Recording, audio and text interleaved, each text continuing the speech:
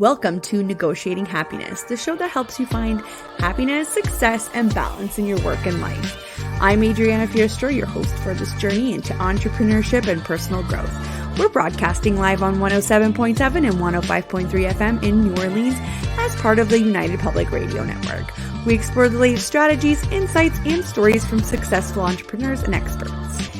From managing stress to building a thriving business, we've got you covered. Good afternoon, everybody. This is Adriana at Negotiating Happiness. We are broadcasting live on the United Public Radio Network and UFO Paranormal Radio Network at 105.3 and 107.7 FM in New Orleans. Welcome. This is a beautiful Monday. Well, at least we had a beautiful weekend, but I'm not quite sure if it's a beautiful Monday now. But anyways, I am here with my friend and fellow professional, Jenn Hudder from Honeyflow Coaching. Hi, Jenn. Hi. How's it going? Oh my gosh, it's a good start to the week, right? To connect and do this, it's an amazing start to the week. That's right. So how about I do a quick intro of what we're going to be doing. And I just wanted to let you guys know that Jenn is my first official guest, and I'm super thankful for Jenn for being here and for giving us her time. Oh my gosh, I didn't know that. That's amazing. Yes. She's a longtime entrepreneur with a wealth of experience in business triumphs, hard knocks, and pivots along her journey. Jenn knows firsthand what it takes to overcome fear and take action to achieve success. She understands how daunting it can be to face hurdles in business and how that fear can ultimately stagnate growth, holding you back from achieving your deepest desires. So if you guys are ready to learn from Jenn's experience and gain valuable insights into managing a coaching business, achieving success, balancing life as a mom, and finding happiness along the way, then you won't want to miss this.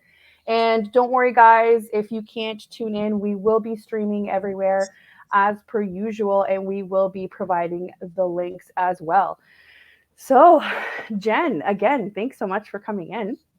Oh, awesome. I'm so excited to be here. Yeah. So what did you do this weekend? I went to the Jays game. So yeah, as a family, we went and took in the Blue Jays game on Saturday, and it was like warm and sunny and wonderful, and they won. So it was it was a good day. I feel like as my kids get older, those days are kind of like fewer and further in between. So soaking it up. Yeah. That's awesome. Shout out to any baseball fans. I should mention that Jenn is also in Ontario, Canada. I know that we stream live in New Orleans, but our audience is all over the world, which is so cool.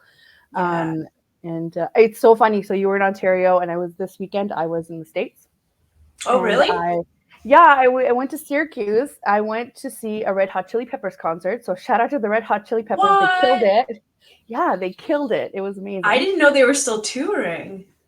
They've had like 2 new albums in the last couple of years. What? Apparently I'm living under a rock. No, I bet you've heard them on the radio. You're just not actively figuring out that it's the Chili Peppers. It's amazing. Perhaps. That's amazing. Yeah. There's nothing like music. It's like after the whole pandemic thing and not having that, we took in a small show in a local club here a few weeks ago, and when we left, I was just like, oh, you forget what the energy is like in that shared space. There's nothing replaces it. No, and it was wonderful. It was in Syracuse at the university. The university is beautiful, and it was thousands of people. I actually didn't have time to look it up, but from experience, it looked like, I don't know, maybe 30,000 people. It was wild. Oh, we've got here somebody on LinkedIn saying hello from Los Angeles. Beautiful. Oh, and somebody from India. Hello, friends. We are so glad that you can tune in from everywhere around the world. Awesome. So, Jenn, tell us something fun or quirky about yourself. Fun and quirky. I think as an adult, especially as a mom, like it's actually hard to think about things that are fun because like, oh, anything that I would consider to about myself to be fun are probably related to my kids. Shoot, what did I do before that? Um, so, You were a person, remember? right, right. Especially you're a Right. relatively new mom, so I'm sure you Yeah. can appreciate that as well. Fun and quirky. I grew up in a tiny little town. My parents owned the only gas station slash restaurant slash convenience store in the town. So for Mm. anybody familiar with the show Corner Gas, that's kind of how I explain it. It's like a little Canadian gem of a show, but it's this idea of this tiny town and kind of all the happenings that happen That's amazing. in the town. And yeah, like, so we grew up there, we lived there in the actual, like, the building was our house as well. So um we were kind of like, you couldn't do anything wrong because you knew everybody was stopping by the next day, and like there was no hiding anything that maybe your teenager mind would want to do. So yeah, yeah. So that's a little something about me. But yeah, my grade school had like 70 kids from like kindergarten right up through grade 8. So yeah, it was a tiny town. Wow, that's amazing. And you live where now? We are located just outside of Hamilton, Ontario, Canada. So yeah, Huge we came city. here, I guess, 2005. So going on 20 years, which is bonkers. But yeah, I had this realization growing up the way I did. But as my kids started to get older, I was like, wow, I'm raising city kids. That's Hmm. weird because I was such a country kid, right? So yeah, Right. parenting them is like, oh, I should probably think about this. Right. Right. It's like a whole other ball game, right? Hmm. Yeah. We I always feel the need to explain to people that, oh, I'm like, oh, an hour away from Toronto, Canada, Ontario, but really I'm in Rockwood and it's probably more than an hour away, and I'm Right. in like this little new development, but it's in a small town, right? So I'm kind of went away. I used to live in Kitchener before that. Right. And then Ottawa, the capital. I was like, no, we're Hmm. having kids, so we're moving away from that. That's so funny how life works, right? Yeah, and just growing up in that fashion, how it like it builds the character that you are, and I love that. Like, I my husband is also from where I grew up. We met in high school, so we kind of Oh, have this shared story of like what it was like to grow up there, and kind of, the simpleness and things you'd be like, oh, I'd never let my kids do that. I'm like, but it was okay because everybody knew everybody, and yeah. exactly. Exactly. That's so sweet. You never hear that anymore, right? It's all about like the Tinder and Bumble stories these days. Yes. Yes. Ours was a story of our lockers were landed right beside each other. And first day of grade 9, and Oh, same wow. homeroom. And then, yeah, grade 10, I think we started dating. And a gajillion years later, here we are. That's so sweet. Okay, well, so fast forward, you're in the entrepreneur world. What made you decide to become a business coach? How did you get started? Mm.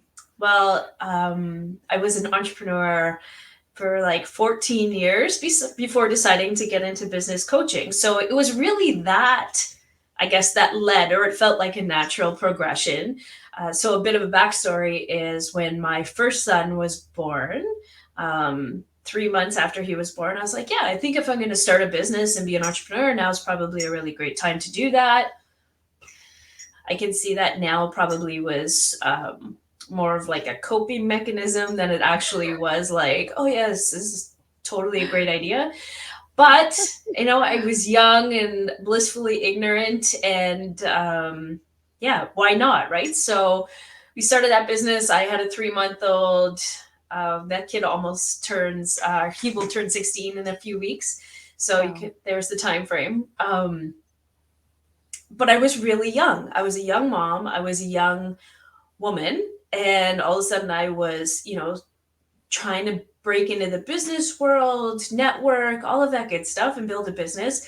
And as much it was wonderful, it was also really hard because I'm like, oh, I can't do a 7 a.m. breakfast meeting like all of or most of my male counterparts can.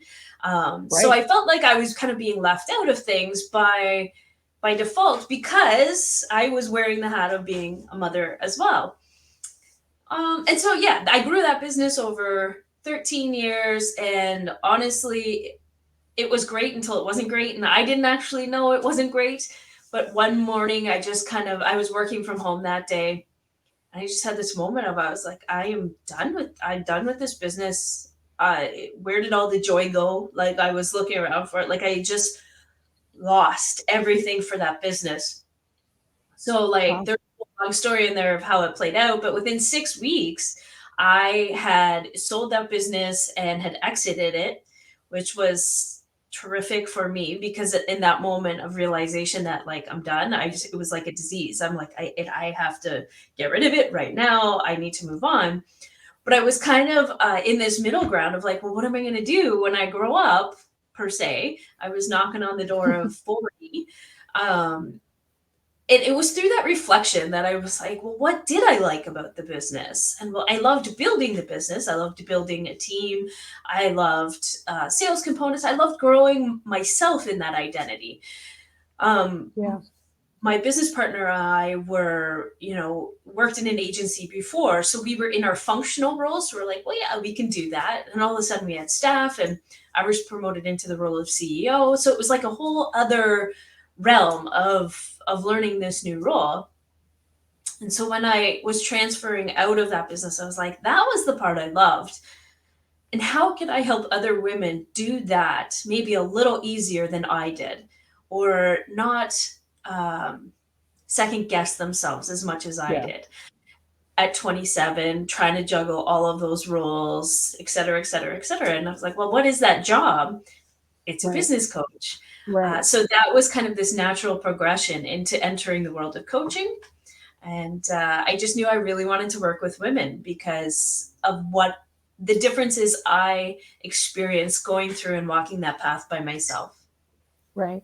But can we just stop for a moment and just like give you the credit and the props? You were a mom, you had a family, you were a CEO, and you were aware enough to understand that while there are ebbs and flows in business, that maybe your happiness changed, right? Because I kind of wanted to Yeah. bring this to everyone's attention with this show about how whatever you want that you're working towards, and that's what you categorize as your happiness, it could change, right? Like once you get there Yeah. it will change. Or maybe one day you wake up and you're like, I don't want this anymore, right? And that's okay. Yeah. But can we just Yes. acknowledge that you got there and you made it Yeah. happen and you were happy at one point, right? it's not Totally. it's not just about like the money of business No, or the it's success about or building something, right? And for yeah. me, I knew that the story of that business wasn't over. My story within that business was coming to an end. And that gave me comfort, and the way it played out in that I didn't, have to shut it down. I didn't any of that stuff. So it was like this kind of fairy tale ending and gave me what I needed, but it allowed it to continue with an injection of new energy and fresh eyes. And like, it's exactly what that business needed as well. So, Yeah. And see, we have a comment here and it goes back um, to kind of what you mentioned. It says, yeah. I'm a mentor for a STEM team. It is difficult since my colleagues are all male and it can be hard to connect with them sometimes. For Yeah. sure, for sure. And there's Mhm. this mentality that, people do business on the golf course. They don't do Yes. business in, your 9 to 5 meetings. And you're Right. right, as a mom or even female in general or a parent, maybe you are a male parent, Yeah, but for you sure. can't make those commitments. How do you connect with people in order to do business, right? Yeah. Yeah, and it's obviously it changed over the last several years with everybody having to kind of go virtual. And there was actually wonderful things about that, but I remember feeling so frustrated to say like whoever made up these rules and kind of created the structure around how, we do business, quote unquote, was Hmm. definitely not living the same life that I was living. Whether it was, a lot of families at that time probably had one stay-at-home parent and could make that work. That was much more normal at that point, or yeah, common, I guess. Um, but that wasn't our reality. And my husband's a Yeah. trades guy, so he leaves at like 5 in the morning, So there was no chance for me to get to a 7 a.m. breakfast meeting. Like I'm like, hey, that it's actually Yeah. illegal to leave my children here.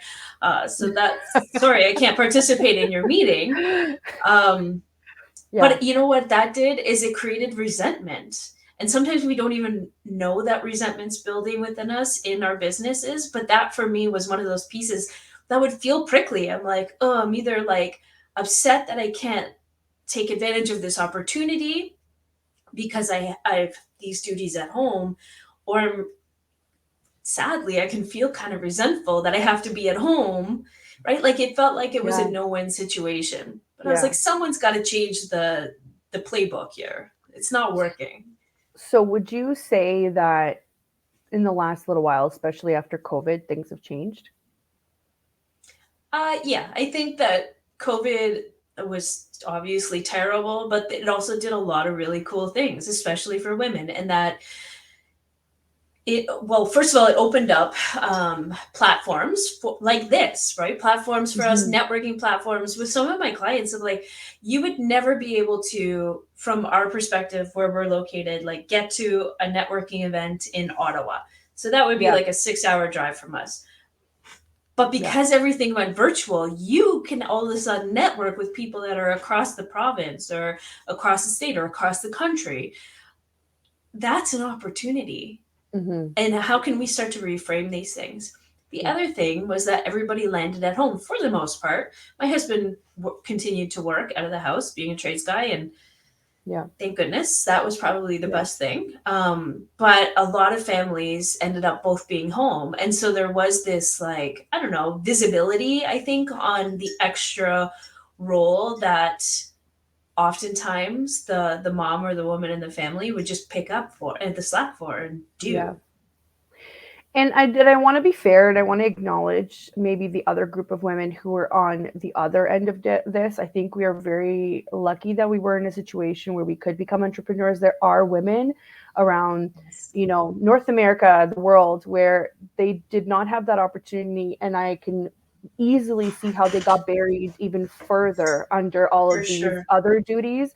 Like it was most likely the moms staying home and doing homeschooling, or the grandmothers, right? or Yeah, or absolutely. or maybe or parents in general, they just kind of had to figure everything else out. So we do realize that we are speaking from a very unique perspective, and COVID Absolutely. was terrible for a lot of people, and it made it so that the home became your 24-hour space. It no longer Yeah, was talk your about, yeah, blurring lines, right? And right. even before that and after, quote unquote, I guess, if we're considering this to be after, but creating physical boundaries is like something a lot of women that I work with struggle, especially if their offices are based in their homes, because they're like, oh, it's like I'm always just in it. I'm either I can see the dishes in kind of my peripheral vision as I'm trying to do work, Yeah. or after I can't really get into like family mode because I know I can see the lingering things on my to-do list. And it's Right. difficult. Okay. Yeah. And so I bet you help a lot of female entrepreneurs that were kind of in that spot. So tell me a little bit about who your clients are. Yeah. So as I said, when I moved into the coaching space, I just knew I wanted to work with women that were in somewhere in the journey of building a business. So I work with women that are like, hey, I think I might want to do this, to women that are 20 plus years in business. And I love every stage of it. And I can tell Mhm. you that, and hopefully this gives some people some comfort in that no matter where you are in the stage of your business, we often struggle with the same things, no matter where we are. And you're Yeah. not alone, and it's perfectly normal to have some of the fears or imposter syndrome or challenges, all that we all experience. And allowing yourself a support system like a coach or a mentor or a networking or a mastermind group, it can kind of take some of the prickly fear out of those situations and allow you to take action even quicker in your business. Right. Right. I mean, you could be looking at the most successful businesses in the world, and you will see that their top people all have coaches, they have Yeah. mentors, they have, strict regimens for a reason, Mhm. in order to maintain that the calm, right? Because we all Right. know that our heads could just be filled with Sure. worry and tasks and whatnot. So you I speak from experience. It's hard to follow my own advice, right, when I give my clients. But what about you, Jen? What makes you happy, and how do you make sure that you stay in balance? Balance. It's such an interesting word, isn't it? And I Mhm. think for me, and I kind of told you the backstory of like how I found myself in a place of not happy at one point, and it was giving myself the permission to completely break it and start again that led me to this beautiful place that I have found. And I would call it more of like ebb and flow around it than, I don't know if we ever achieve balance per se, but I think that there is this formula that Mhm. each one of us should look at intentionally creating that serves our life. So my motto in my work is always that I help women build businesses that serve their best life instead of their life serving their business. Right. And I think sometimes we get caught up in that, and we lose, the lines blur, as we said, and we're feeling like we're only serving one or the other. But for me, it was about reverse engineering it. So when I decided to move into the coaching space and open up a business there, I stopped and I said, okay, what have I learned over the past 13 years? What worked and what didn't work? And what is the life that I want to live? And how does this new business fit into that? So for me, it was choosing to actually work from home instead. I had an office that my business operated out of for the 13 years, but I knew that the feeling of driving into the driveway at like 6 at night, like honking the horn for my kids to get in, like the stress level was high. I was running like, the hamster on the wheel. It just didn't feel good. I wanted to be home. I wanted to have flexibility in my days and autonomy over my time. I wanted to be there for my kids. As I said, they're getting older, and those times I think are like it's a closing window, right? Whether we like it or Mhm. not. And I wanted to take some stress off of my husband in terms of scheduling and feeling like he needed to be, share because he's amazing that way. He always wanted to make sure we were equal in terms of like getting the kids somewhere or doing this or groceries or whatever. But by reverse engineering it through my business, I was able to be like, hey, I've got the flexibility to do this. Don't worry about it. I got it. And I don't feel any resentment about it. Mhm. I wanted to work from home. I wanted to have space to go out for a walk in the middle of the day because that is like really important to my mental health to get some sun and fresh air and movement. So I build that into my schedule. I work 4 days a week. So Mondays are like my home day. I do, the laundry and the grocery shopping and whatever else needs to get done. So it's kind of a slow start to the week. And oftentimes I work on my business as well, but it makes me feel like I'm caught up and then can Right. fully focus with my clients for the remainder of the week. So understanding a lot about myself has enabled me to build a business that serves me and my clients even better. Right. And there's a lot of research coming out now about, the 4-day week being put into place and how beneficial it has been for Mhm. sales, for optimizing your time that you're in office and the time that you actually get to spend away refreshing, relaxing, resting. Yeah. I was super happy. I was scrolling on LinkedIn, and my previous background is legal, as I'm Mhm. sure I've said many times. Um, it's a very fast-paced, stressful industry to work in. So the fact that I saw an article where these big law firms are making such drastic changes in a profession that has, been around for so long, and it's been very much the same, um, you know, with office culture, with the hierarchy, the things that can make it great, but can also really tear down some, you know, some certain people that maybe are not at the top. made me so happy to see, you know, it's like, you know what, this can be done. We can work Yes. 4 days a week, even in the most stressful situations. And I'm really hoping that other companies take note that even these types of very traditional, Mhm. professional, you know, businesses are taking note and they're seeing the value. And, you know, they were reporting higher loyalty from their staff. Oh, wow. Law firms are notorious for having a revolving Sure. door with support staff, right? Mhm. So I this just made my heart happy, but I'm really glad that you mentioned that you have a 4-day week. I am working towards implementing that myself, but it is a challenge sometimes, but you have to Yeah. weigh it out like you said. Well, and it's about challenging the status quo, and I often encourage my clients to do that because we just have these like wired in ideas of how we things need to be done. And I was like, well, why? It's a Mhm, powerful question, right? Like, why do we need to do it that way? Well, if mhm. I don't work 5 days a week, and that like this said something about my work ethic, and I'm like, but why? Is it about results? Is it about service? And if you can do that in 4 days, Yeah. what's the problem with that? And like, and oftentimes people are caught off guard because they're like, oh, I don't know. Because we were told that we needed to work 40 hours a week in order to be productive members of society. You're Yes, exactly right, Jen. Like you got it right on the nail. This was done with the assumption, first of all, the working idea was never made for women first. It was made for right, men, for the breadwinners.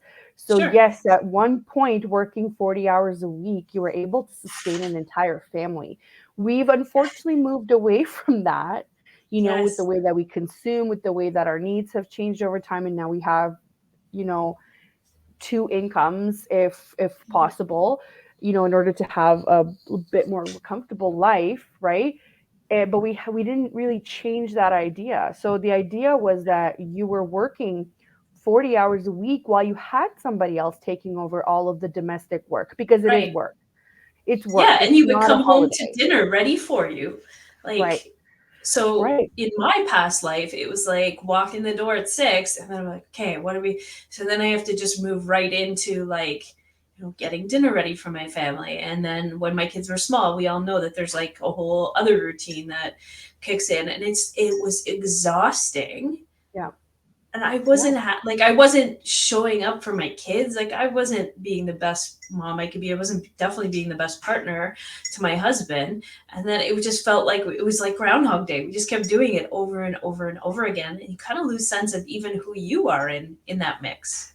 Right. And you know, we're having these conversations and all that goes through my head is like, wow, I can relate so much. So if anybody listening, if you can relate, you know, let us know in the comments or Yeah. send us, you know, send us a message or something to be like, you're not crazy. We relate. We're in that spot, right?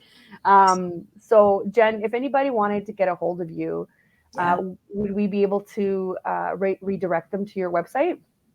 Yeah, for sure. So my website, is it okay if I Yeah, go drop it? ahead, Yeah. please. So my website is honeyflowcoaching.com. And then my socials are pretty much all the same as well. So Instagram, Facebook, it's all Honeyflow Coaching. And then my email, because I love email. Maybe that makes me sound old. It's possible. But I love the direct connection with people. It just, let's take it off. Let's connect in a different way. But my email is Jen with two N's at honeyflowcoaching.com. And I And welcome don't emails. Yeah, and don't worry, guys. We've posted the links for Jen in our summaries. So if you're catching this later, just make sure you go to the description and you'll see some of the links there. Um, my next part of the show, I was going to ask you, you know, what are your services? Like, how do people find you? What works best for you in business? And also, what do you offer clients? I'm just going to do a quick station ID because we're almost halfway through. So, for anyone that's just tuning in, welcome, guys. I hope you've grabbed your lunch, your coffee, and are listening to us. This is Negotiating Happiness with Adriana Fiorestro. I'm your host. And just a reminder, we are broadcasting live on the United Public Radio Network and UFO Paranormal Radio Network at 105.3 and 107.7 FM in New Orleans. If you guys are catching us later, just a reminder, if you do want to catch us live, we are airing on Mondays at 12 in New Orleans at noon and 1 p.m. Eastern Standard Time. And we are here with Jenn Hudder from Honeyflow Coaching. We're just about to dive into, what Jenn does, why she does it, and how come she does it so well. We want to know everything. Okay? All of it. All of it. I want to know all of it. I want to learn everything. Just before we keep going, I wanted to point out something because it took me a really long time to learn from this, but you were just finishing telling us how you had a previous business and it didn't work out it worked out for a long time, but now you're in another business. And while most of us would be so bummed out about, we put in so much time and effort and it didn't work out, and people would see that as a failure. But look at where that brings people, right? And it's all about mindset. Our last episode, we talked a lot about having a positive mindset and not just saying that, but I tried to go through examples, right? So a positive mindset for this would be, this didn't work out, but it brought me so much along the way. Where can I take it from now? Instead of, oh my God, I'm focusing on this did not work out, right? You kind of have to accept it happened and see what you can make of it. And that's exactly what you did.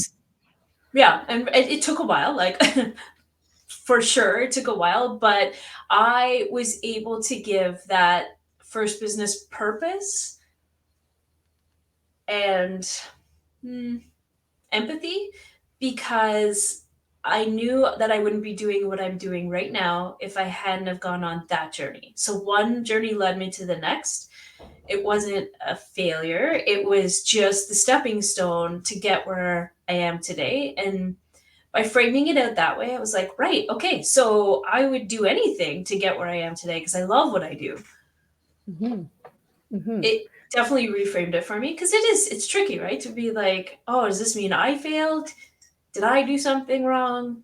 That's not really healthy for anybody, is it? No, for sure. And we talked about the law of attraction, right? The universe says, whatever you focus on, that's what I'm going to give you. So try and move the focus away. Have the pity party, but at some point that's going to have to end. So let's say you're looking at different types of clients. You said that you work with anybody from, beginning to end kind of thing. So what kind of services would somebody find when they look you up? Good question. For me, it was about enabling support for an entrepreneur to be as accessible as possible. It was like my number one goal, because I remember starting the business, 27 years old, literally $1 in that bank account. And we're like, okay, well, let's do it, right? So bringing on a coach wasn't really realistic, even though that's when I probably would have benefited from it the most. But it wasn't until like year 7 or 8, I think, that I brought on my first business coach. So for me, the goal is to make it accessible. And that's how I've determined my service offerings. So whether it's like some on-demand workshops or I have a pocket coaching service, which allows women to sign up, and instead of doing one-on-one sessions, like live sessions, they have full text, voice note message access to me anytime. And what I love about that is, especially for moms and women in business, we know that the mind doesn't really stop, at the 5 o'clock bell. It happens anytime. So I'll often get a message like at 9 or 10, 11 o'clock at night. Hey, Jen, I was just thinking about this, or I'm trying to get through this and I'm meeting some resistance, whatever it is. And usually by the next morning, I don't want to admit that I answer right away, even though sometimes I do. Me too. But by the next morning, right, they're connected in and we're working through it live, kind of as it's coming up for them. So that's a really cool way of kind of getting some support at really accessible level. I also do mastermind groups and success pod groups. So that's, in collaboration with other women coming together, which I absolutely love. There's nothing like bringing, a group full of women, especially entrepreneurs, together, and the support and the sisterhood that they create, but with the support and coaching along the way to really make action in their business. And then, of course, one-to-one, like private coaching, love that as well. And I try and create a cadence with my clients that it's pretty regular. So we're touching base at least once a week. So every other week we're doing a deep dive session, and on those alternating weeks we do a check-in. So whether that is a voice note or a quick text or a quick hop on 20-minute call to say like, hey, what's working, what's going on, but it really allows them to kind of create that momentum to keep things moving, because the last thing you want to do is run up against some sort of hurdle, resistance, and be like, oh, okay, I'll just stop and I'll ask my coach when I see them in a month from now. Well, that's not really going to create any sort of sustainable action in your business. So my hope is to become like kind of a common piece of your business every week. Yeah. And that also doesn't it doesn't leave your clients with the feeling that they're solving something when they need it. So that's such a smart way to conduct your business, right? Because if you are leaving it till the next month, what are the chances that it's slipping through the cracks? Or what if they find somebody else that was able to solve their problem? And Right? oftentimes it's So not like, smart. sometimes it's the technical and business stuff in terms of like, I don't know how to, or whatever the case. But sometimes it's like, hey, I have this really cool opportunity and I'm totally getting in my own way. I'm like sabotaging this, and I know I am, but I can't push through it. And, a conversation, and we push the boundaries a little bit, and we challenge with some care, obviously built in, but we're like, so what if this happened, and what would be the worst case scenario, whatever it is. But the idea is, you're right, we don't want to lose the opportunity because we're sitting there just kind of festering on our own. Yeah, and we're also consuming content at such a high pace Mm-hmm. that, again, you get this, and this might be a problem that our generation and the next generation will have to deal with for a really long time, is we need instant results, we need instant answers, we need instant everything. Is that the best way? No. But I will tell you that even in my business, if you show up for people instantly, it is appreciated. While yes, you have to limit your Boundaries, your yes. yeah boundaries, create boundaries. It's really nice to even just be like, hey, thanks for your message, I'm Right. going to put something together for you in a day or two, right? And they're usually pretty understanding. But if they're just hanging around, Yes. anxious, that's when you tend to lose people for Yes. sure. Yeah, and there's a lots of ways, especially as women, we allow ourselves to kind of play smaller, but we like camouflage it with different like ways, or like, oh, I just need to work on this, or it's not quite ready, or it's not quite perfect, or whatever. But it gives us the excuse to kind of like sit back a little bit and not Yeah. go for things. So Yeah. No, for sure. So if somebody came to you, an entrepreneur, and they're struggling with this lovely concept of balance, yeah, how would you help them to find more happiness in their lives? happiness, it's a beautiful thing. Yeah, for me, it's about, sharing with them my lived experience, coming from a place of like, oh, I totally messed this up the first time around. And then how did I fix it? And giving them the hope that there is a way of creating that, and helping them come up. And I think that that's the biggest problem, is that oftentimes we don't do either or intentionally. It just happens to us. So when we can sit back and say, well, what's working and what's not working right now, but what's the ideal situation? What does your life what does a day in its best version look like for you specifically? Hmm. Okay, yeah, I would want to do this, and I have this, and this kind of income, and I want to work with these kinds of clients, but I also want to be able to finish at 3:30 and get my kid off the bus every day, like whatever Yeah. that is. And it's different for every single person I work with, but 100%. let's start with that picture Yeah. and then build Yeah. the business that supports that. Yeah. I have a client who her perfect day starts out with a 5 a.m. workout. And I will tell you right now, that is not my perfect day.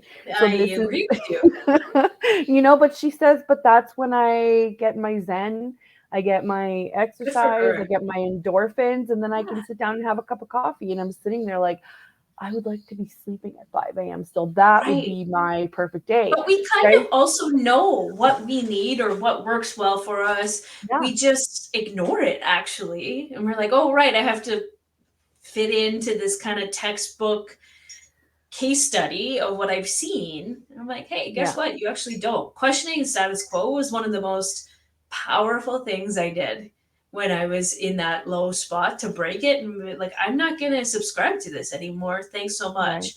Changed everything. Right. Because I Liberating, also, right?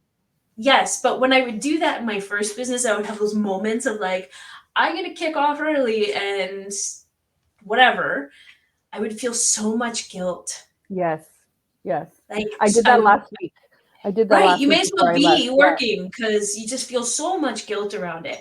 Yeah. Letting go of that by intentionally creating the business that serves your life changes that. It gets rid of the guilt every afternoon. Well, pretty much every afternoon. I mean, I live in Canada, so the snow and grossness, but every afternoon I get out and go for a long walk. And like I said, it fills me back up, makes me productive. Um, and I never feel guilty about it anymore. That stuff would have killed me in my first business. Yeah. I'm still struggling with that. I had to bring up this concept to a group of peers that I was speaking to, and I was saying I just feel really guilty that I'm now going to the States for 2 days. It wasn't really, it was like a day and a half of the actual work week. It wasn't even that long. But I said, oh, but I was away in February and I'm going to be in Vancouver in June. And they just stopped me and were like, but why? Right? Like, why are you feeling guilty? And somebody made a good point and they said, it's because somebody probably told you that or somebody asked you and it's true. Then it came back to me, somebody asked me in a way of, oh, you're going away again, right? Instead of phrasing it as, oh great, you've got some time off, let Right. me put that in my calendar, it was a, oh, you're going away again, right? And Yeah. that stuck with me, and it just shows you how powerful our Yes. interactions are and our words, you know. Yes. Somehow we redefined like being successful in business, meaning you're so tied to the business that it can't survive without you and you need to be there. I would pose the opposite. A truly successful business means it's fueling this life that I want to live and that you get to do the things you want.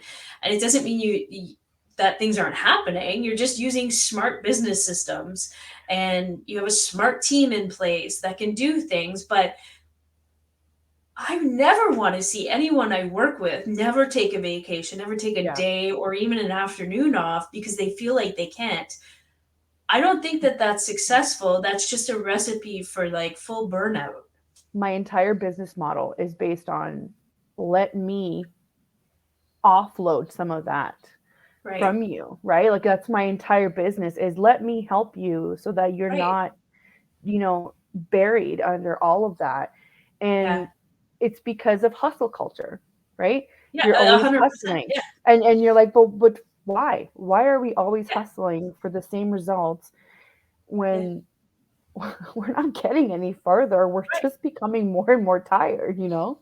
Yeah. Yeah. I often encourage my clients to think about like, what is the currency in your business and how do you use it? So, for instance, I can have a client tell me like, I really love to do social media. I love it, but I don't have time, et cetera, et cetera, et cetera. And then this weekend, I really have to, I don't know, clean my house or clean my bathrooms in my house. And I hate doing that job. And I'm like, well, what if we hired someone to clean the bathrooms to open up the time for you to do the social media? And they're like, oh, right, time is currency, Right. and put yourself in the space for your greatest success.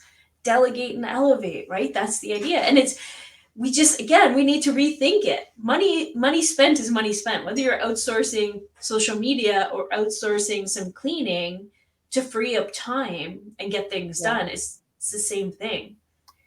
Except it's less valuable, I would argue, because money flows in and out, but time only flows one way. You're never getting your time back.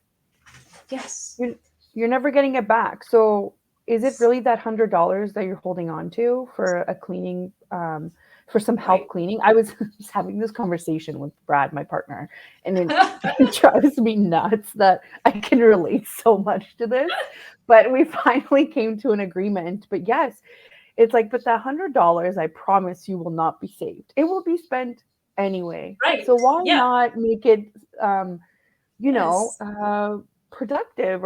Or there's, there are other cultures around the world who receive help regularly. They have somebody who Yeah. helps them with groceries and Yeah. cooking and cleaning, and it's okay because they are out there making money and providing for their families. Yes. So why are we so different? I You don't know, know. And we're all very guilty of it. I think especially as women to ask for help. Like we feel like if we ask for help, we're less than or not as good as. We do that comparison game. It's really just not yeah. effective. It doesn't help anybody. I have a feeling, this is a personal theory, it's because everybody calls women superheroes. Mhm. And while I appreciate the gesture and the credit that they're trying to give Right. moms specifically, or women, or usually they're caretakers, even if they're not moms, Sure. it dehumanizes them in the sense that they somehow have more time, more energy, more resources to spend on other people doing Yeah. other Yeah. things. When in reality, we don't. We just shove our own needs to the side, right? Yeah. And again, not everybody's the same. Sometimes dads do the exact same thing, or Sure. males, it's a reoccurring pattern when they're like, oh, moms are superheroes. Yes, in a lot of ways, but please don't forget that they're also human and they need things. They need First things. and foremost, they are human. Yeah. Yes. Oh, it's just wild what's happening. Yeah. Yes. Okay. And that was like when I redesigned, I said I reverse engineered it. I was like, I am done with spending my whole weekend cleaning the house, doing the groceries, planning the meals, like, because that wasn't a break. No. That No. wasn't like that, it wasn't healthy. So, yes, by No. taking the Mondays, I'm like, I have this time allocated to it. That means I get to enjoy family time on the weekends without any guilt that house stuff isn't getting done. Monday, I get all of those other chores done. And then Tuesday through Friday, focused in on clients and building my business. It is, again, it's not about balance. It's just about putting the puzzle pieces in the right sequence that makes sense for me.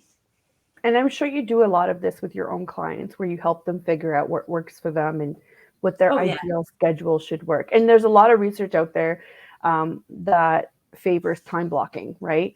Time Yes. blocking, what what you're working on when prioritizing, and it sounds to me like you've got it nailed into your own, which is it's the hardest part because you can give so much great advice, but sometimes it's so hard to follow your own, right? Totally. Right. And sometimes, like, intellectually, we know that we need to do something. And I run into this with a lot of clients that they're like, yeah, I know I need to do that. And then they just don't, they can't. And I'm like, okay, we need to like break this down of what's going on. Yeah. Like, I know I need to do promotion. I know I need to do marketing, but I'm not. Or I know I need to time block to be effective because I'm drowning otherwise. And why am I not doing it? They will say that. Why am I not doing this? Like, Yeah. I don't know, but we have to figure that out. Yeah. And for just so that the listeners can understand a little bit more of the experience that I've had with you, I've had conversations with Jenn where, um, Jenn, where I've I'm telling you about what's going on, and you're sitting there like, but why? And it just never occurs to you that it could be different. So Jenn was Yeah. kind of like my sounding board for those conversations, right? And she's like, well, why can't you just do this? And I have to say that at one point, I don't think I took your advice on something, not because I didn't want to, but because I was too scared, right? It was Yeah. fear. And now, months later, I'm finally taking that advice and it's working out so great for me. I was Beautiful. having like bursts of happiness, right? Of like, oh man, I should have done this earlier, right? It was to do with, um, when we talked about, I think one of our very first conversations about hourly rates Mm, versus like a more of on a flat fee or more of like a package basis, right? And I've started doing that more because it made more sense for the clients that I've been with the longest too. sure. And I'm just like, man, I should have done that earlier. But that was on your pollinators platform.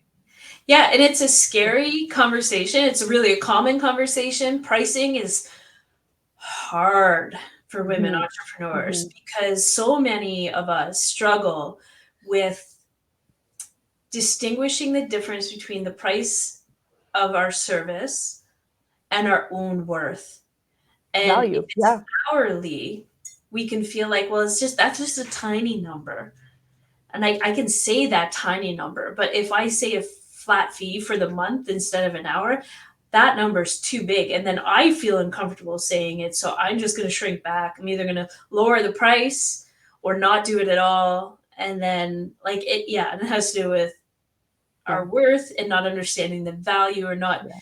yeah, not appreciating the value that we deliver for our clients. Yeah. And this is totally a topic for next time, but there is such a thing as having prices that are so low that you're They work not being against you. taken seriously 100%.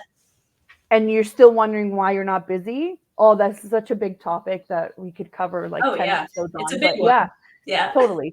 So we've got about 10 minutes now. I want you to tell us again, maybe let us know where we can contact you, what sort of offers you've got going on, Yeah. and if we have a couple of minutes after, maybe tell us what you like to do to relax, or what are Oh the my fun things you like to do.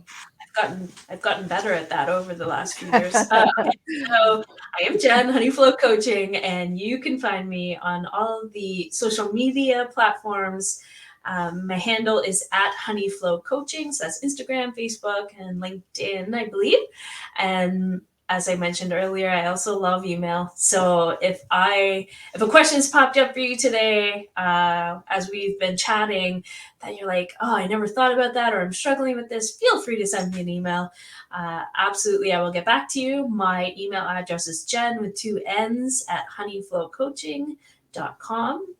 And the other part of your question was around offers, right? Is that what you were saying? What am Yeah, I yeah. Let currently us know offering? what offers you have. Yeah, So I can tell you that as we talked about earlier in the show, kind of those different access points in terms of pocket coaching, groups that I actually have two wonderful women out there looking to form a new pod. So if that's something in community that you feel would be take your business to the next level, a mastermind pod is being formed right now, which is exciting. I always love to do that.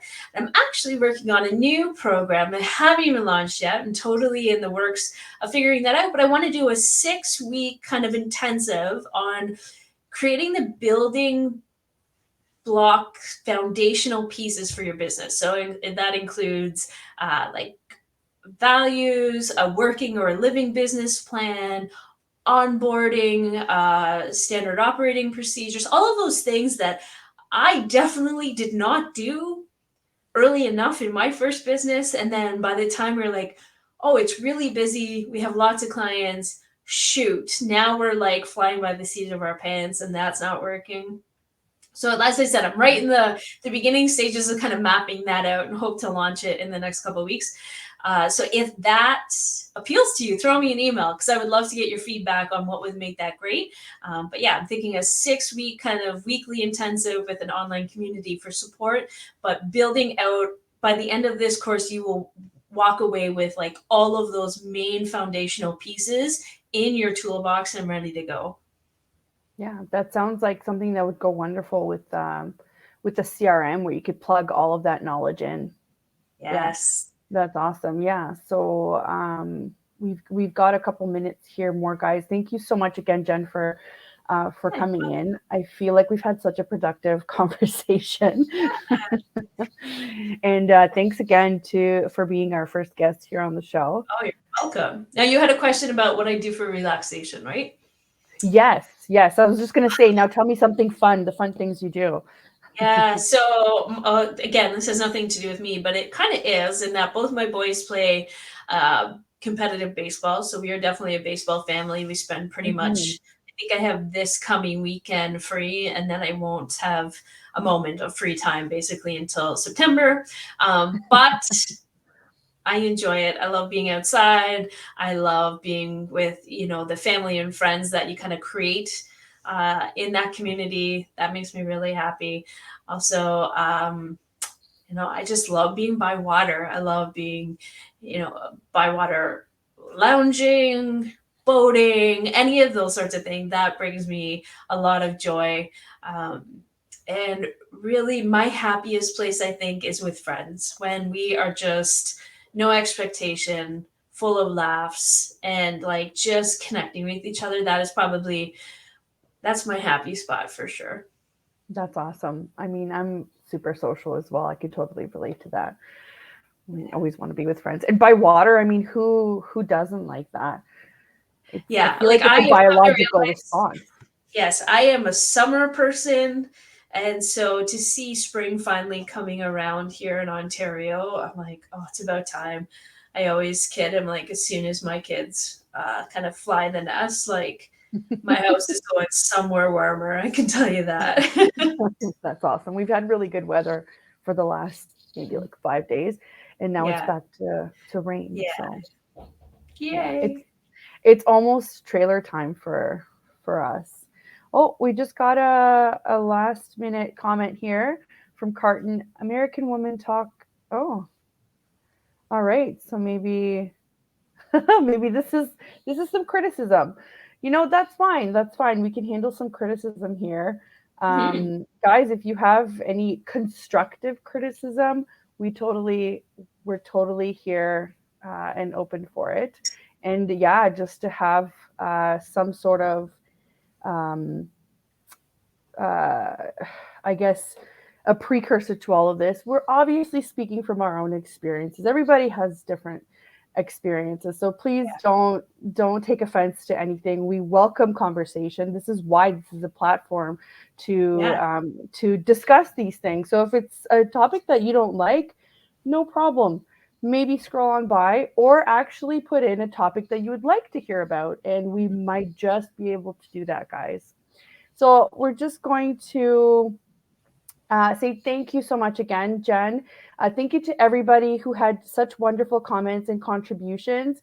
It's so nice to see people from everywhere tuning in: Los Angeles, India, Canada, New Orleans, everywhere here. Yeah, it was super fun. And thank you again for the network for allowing me to have this platform. Thanks for everybody for tuning in to the show. Again, big thank you to the United Public Radio Network and UFO Paranormal Radio Network. And join us next week for another exciting episode. And if you guys would like to be a guest on the show and you have a business, please give me a quick shout out at info@ontarioassistant.com. Otherwise, you can always find me on www.ontarioassistant.com, and you will be able to find Jenn at all the links that we've posted into the summary here of the episode. This will be available on all major platforms, and I don't know what your favorite platform is, but you are able to save these episodes to listen in later, maybe in the car, or that's what I have a huge list that I can't keep up with. So thanks again, everybody, and we'll see you next week. Awesome. Thanks so much.